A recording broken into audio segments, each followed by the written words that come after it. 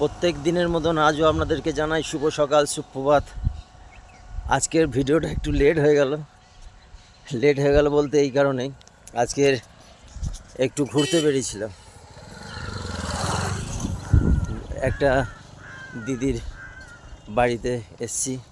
তো তার জন্য আজ শুভ সকাল নিয়ে গুড মর্নিং নিয়ে ভিডিও করা হয়নি, একটু লেট হয়ে গেছে। করেছি কিন্তু একটু লেট হয়েছে।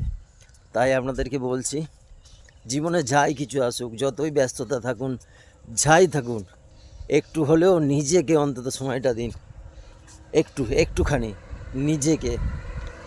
আমি বারবার আপনাদেরকে বলছি যে নিজের জন্যে এরকম অনেকেই বলছে, অনেক ভিডিওতে বলছে, অনেক বড় বড় স্পিকাররা বলছে, অনেক ডাক্তাররা বলছে, ঠিক আছে, অনেক ডাক্তাররা বলছে এখনও আপনার কাছে সময় আছে, ঠিক আছে।